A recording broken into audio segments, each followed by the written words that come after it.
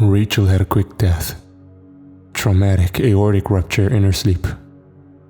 She flinched slightly, grabbed her chest and gasped, but not loud enough to wake her husband Brett, who woke up the next morning with his arms wrapped around her cold and rigid body. The next few weeks were hard for Brett. He stopped shaving, barely left the house, quit his job. He sunk into a deep depression very few could understand from the outside looking in. It was hard to watch my friend for 20 years change so suddenly from an outgoing and charismatic man to a shell of a person in such a short time. I had made the necessary but also standard promises to him before and after the funeral. If you need someone to talk to, let me know, and I'll be here for you if you ever need anything. But we all know those are just pretty words said on ugly days. No one takes them seriously. I decided to make an effort to help Brett. I offered to let him stay in my house rent-free indefinitely. He was hemorrhaging money without a job, so I figured he could sell his place, move in with me, and take all the time he needed to let himself heal before getting back up on his feet. Plus, I couldn't imagine what he was going through, waking up and going to sleep every night in the same bed where you woke up next to your wife with her pale skin and blue lips. Seemed the least I could do was give him a break from that torture. To my surprise, he accepted, and he was moved in a week later. I immediately realized things were worse than I had imagined. Brad could barely hold a conversation without drifting off and staring into random corners of the room.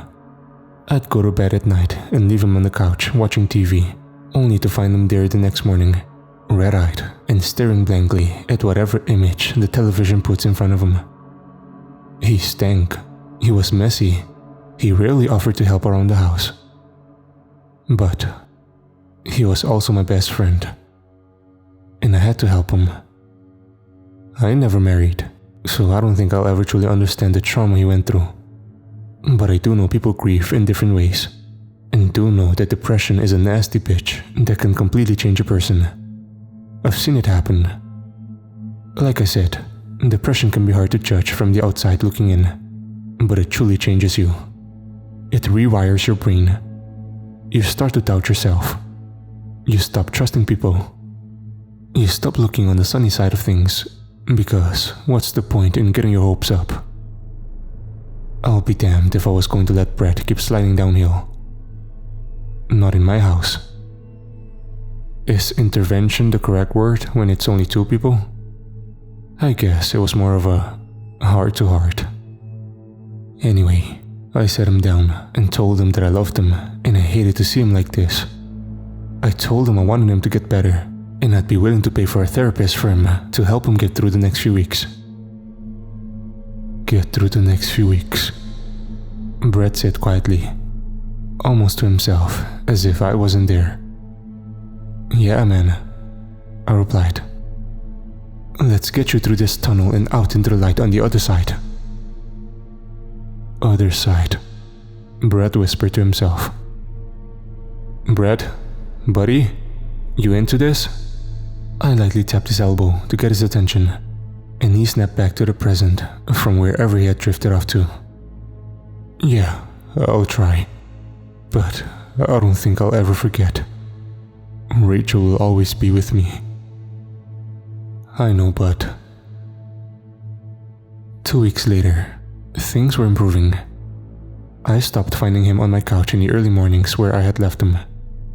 We could hold conversations again and would banter back and forth like the good old days. Brett was shaving, laughing, and leaving the house to go on long runs. My friend was back. One Saturday morning, I woke up early and came downstairs to the smell of coffee. I poured a cup, sat on the couch and watched the news when Brett came down the stairs. Morning, Mike, he said to me. Oh, you made coffee. Nice. He walked over and poured himself a cup and sat down next to me on the couch. What you watching? The confused look on my face must have betrayed me. Hey, you okay? Brett asked, setting his mug down on the coffee table. You know, if you need to talk, I have the number for a good therapist you could talk to," he said with a grin. "I didn't make that coffee," I said to him. "Okay," he said, getting up from the couch and whistling as he walked up the stairs to take a shower. I smiled. I hadn't seen him this happy in months. In college, Brett's idea of a funny joke was always a little gaslighty and creepy. He'd sneak onto my computer when I wasn't looking and write some stupid little message like, "I'm watching you," then act all surprised when I found out. One time, while spending the night with a lady friend, he creeped out of bed while she was asleep and hung her teddy bear by the ceiling fan cord like some grim suicide attempt, then crawled back into bed, with her only to be woken up by her screams the next morning. He was a real sicko, and I loved him for it. Another week or so passed, and I noticed Brett was helping out with chores more and more. I'd come home from work, and the dishes would be clean. My laundry would be folded on my bed, and the house would have this faint, but familiar, flowery sort of smell to it. I don't know what cleaner he was using, maybe some sort of Febreze spray. But it was nice, and I wasn't going to complain about a live-in maid service. The honeymoon phase didn't last long. I'd hear Brett pacing around at night, having animated conversations with someone, and I walked downstairs to find him sitting at the kitchen table with his phone still upstairs. He'd start to dissociate again during conversations like he would when he first moved into the house with me, and I'd have to clap my hands to get him to snap out of it. One night, I came home to him sitting in the dark at the kitchen table, so I flipped on a few lights and saw he was crying. I pulled a chair next to him. "You alright?" Brett was silent for a long time, keeping his teary eyes on the table in front of him and wringing his hands like he was trying to get feeling back into them. I told him I understood if he didn't want to talk, and I stood up to go take a shower when he spoke. "I still see Rachel all the time." The tears started to flow again, his voice breaking every few words. "She follows me around. I'll see her peeking at me from around corners or under beds." His eyes met mine for the first time that night. "She stands in my closet at night." I didn't know what to say. What are you supposed to say in a situation like that? "I don't believe you"? Tell the therapist what the hell I'm paying for? How about, "Tough titties, buddy. I'm gonna have to get over it sometime or another"? Does that sound good?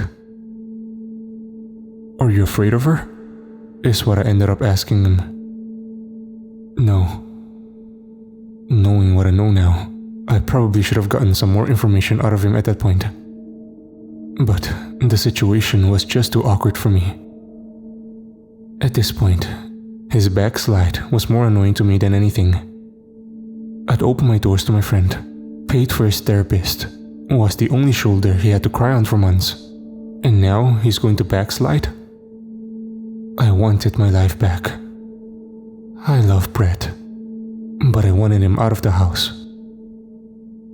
I smoothed things over as much as I could with the typical phrases people use in these situations. "You can always talk to me," and "she's in a better place now," and the obligatory "we'll get through this." And then I went up to bed. But things started to get weird. I'd hear footsteps at night and doors closing, only to find Brett passed out on the couch in front of a staticky television. I'd come downstairs in the morning to a freshly brewed pot of coffee with Brett still asleep on the couch. But what really scared me, what made me finally believe him, was seeing her. I saw Rachel in his closet, just like he said he did. Curiosity had gotten the best of me. And one night, as I listened to Brett snore the night away on the living room couch, I crept up the stairs and into his room. I kept the lights off and sat at the foot of his bed and just listened. I tried to put myself in his frame of mind as I scanned the room looking for whatever shadows he might be misinterpreting. That's when I saw her, deep in the recess of the closet. Her small pale face emerged ever so slightly from the darkness. She didn't move. She didn't speak. She simply stared at me from the darkness with pained eyes and blue lips. I couldn't believe what I was seeing. She didn't look ghostly. She wasn't see-through or floating. It looked like she was just sitting there, curled up on the floor of the closet, waiting for someone to come help her up, to save her from the pain she was feeling. I slowly stood up and took a step towards the closet. I'm not sure what I was thinking at that point. If this was real and I could help her, or if I was going to take a better look in the closet to see if my eyes were playing tricks on me. Whichever it was, I never made it to the closet. I took one more step, and right in front of my outstretched hand, the closet door slammed shut, sealing the specter of Rachel inside. Her screams filled the room, and the closet door shook as she pounded the door from the inside. I was frozen in horror. My mouth went dry. My brain was flooded with too many questions at once to even begin to think of my next step. The bedroom lights turned on, and the pounding on the closet door stopped. Brett was standing in the doorway. You saw her too, didn't you? Brett and I talked about Rachel for hours the next day, and we decided the best thing to do would be to let her know that she was loved. Brett wanted to invite her for dinner the next evening, so that is what we did. I cooked up a lasagna and plated 3 plates at the kitchen table. I sat at one head of the table, and Brett sat at the other. The 3rd plate was set between us. As we sat for dinner, Brett announced, "Rachel, dinner's ready." We both sat there for a few minutes in silence, wondering what, if anything, might happen. Eventually, hunger won over, and we both dug into the food in front of us. A loud screeching broke the silence, and we both sat dumbfounded and watched as the chair in front of the 3rd plate pulled itself out, then scooted itself back in, as if someone had just sat down to eat with us. Brett continued to eat in silence, while I had lost my appetite completely and pushed my plate away. I spent most of that dinner alternating my gaze between the empty spot between us and then to Brett, searching desperately for any sign that this was one of his pranks. He could have easily pushed that chair out and pulled it back in with his foot under the table. I almost said something about it when I noticed the 3rd plate. The food on it was half eaten. It was just gone. Brett couldn't have faked that. After dinner, I made Brett take a walk with me around the neighborhood. I didn't want whatever was in the house to listen to us. Besides, I think we both needed some fresh air at that point. I told him how I felt about the situation, which was that I thought it was fucked up, unhealthy for either of us, and we needed to find a way to get the spirit of his wife to move on. Brett, of course, was very much against this. He thought it was wonderful that his wife wanted to stay near him, even in death. I understand where he was coming from. But in the end, it was my house, and I had already made my decision. Just before we ended our walk back at the house, I asked Brett one more question. Have you ever managed to touch her? No, he replied. If she's in the hallway or something, she disappears fairly quickly. And when she's in the closet, the door slams before I can reach her. He paused for a moment, as if weighing the decision to speak. Then he said, "She does speak to me sometimes." "What does she say?" "She says she's waiting for me. She says it's beautiful where she is." The next day, I spent hours scouring the internet for medium, psychics, priests, anyone who might be able to cleanse my house of Rachel's spirit. Of course, I did all this without letting Brett know. If he found out I was trying to get his wife's spirit out of my house, I don't know what he'd be liable to do. The man was unstable. Eventually, I found one. A woman named Gilly. I just had to find a way to get Brett out of the house long enough for Gilly to come in and work her magic. Over the next few days, I peppered Brett with questions about the ghost, his schedule, the job hunt, more about the ghost. I needed as much information as I could get so I could pass the information along to Gilly, who I had been emailing with, trying to set up a game plan. Finally, we had a date. Brett would be going out for the day with Rachel's family to catch up. I had at least 4 hours. Gilly showed up at my door 15 minutes after Brett left. As soon as she stepped over the threshold into my house, she paused and put a hand to her chest.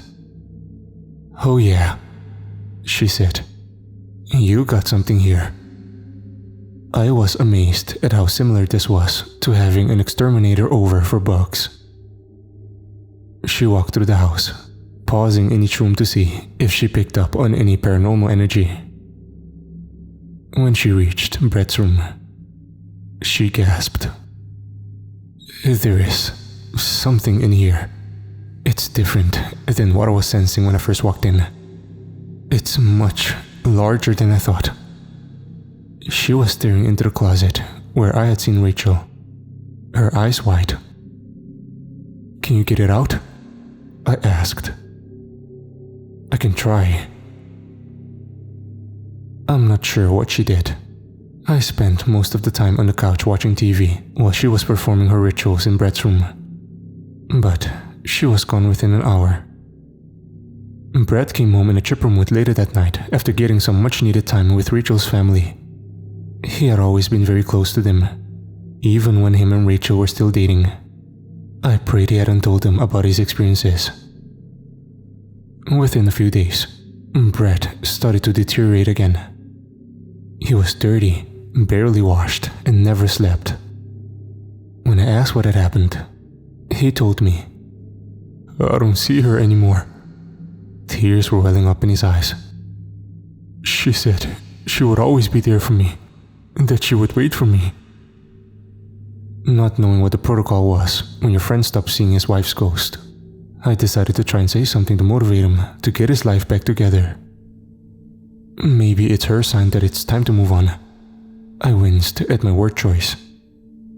"We won't forget her, but maybe she wants you to move past the grieving process and start your life back up again." I was flailing. The therapist I paid for definitely didn't seem to be doing a great job. Brett stood up from the couch. "You're right. It is time I moved on." He gave me a hug. "Thanks for everything, man. I really mean it. You've been a true friend." Then, he walked into his room and closed the door.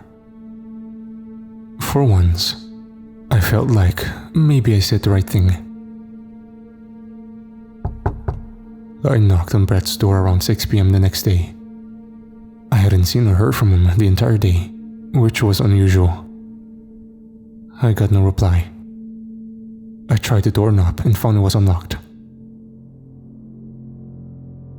I found Brett, blue in the face, hanging by his belt on the ceiling fan.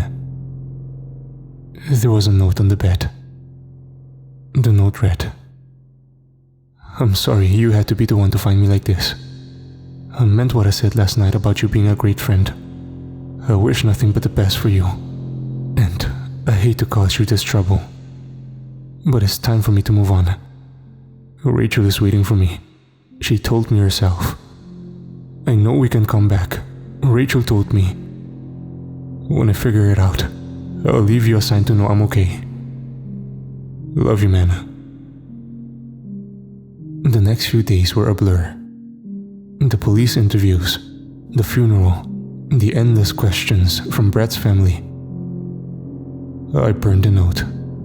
I thought it was best no one saw it, except for me. I started to fall into a depression. I couldn't help but feel like I had something to do with this. Maybe I wasn't as supportive as I should have been. Maybe I pushed him too hard too early. Maybe I shouldn't have called that damn psychic. About a week later, things slowed down again for me. It was strange being alone in this quiet house after having Brett with me for so long. I walked into Brett's old room, sat on his bed, and ruminated on the last few months. I said a quick prayer for Brett and Rachel and stood up to leave the room, when I noticed a sheet of paper on the nightstand next to the bed. I walked over and picked it up. It read, "I made a mistake. It wasn't Rachel. You should leave the house. Love you, man." A long, slow creak filled the room, and I looked up to see the closet door slowly swing itself open. I stared into the dark closet for a second, before noticing a pair of shoes sticking out from under the racks of Brett's hanging clothes. As if waiting for me to notice the shoes as the cue, the racks of clothes spread themselves apart and revealed a horrible-looking man behind them. An evil face with pale skin, crooked teeth and black holes where the eyes should be, emerged from between two shirts, like he was playing peekaboo with me. The man broke into booming laughter. I couldn't speak. I couldn't move. I was too terrified to think. The man behind the shirts pulled something out of his back pocket and affixed it to his face. It was a crude mask of a woman. He snapped his fingers, and, in the blink of an eye, he became Rachel, blue lips and all. He started laughing again, only this time, it was with Rachel's voice. I broke in a run out of the house. The last thing I heard, before bursting from the front door, was Rachel's voice. She said, "I'll take your soul next."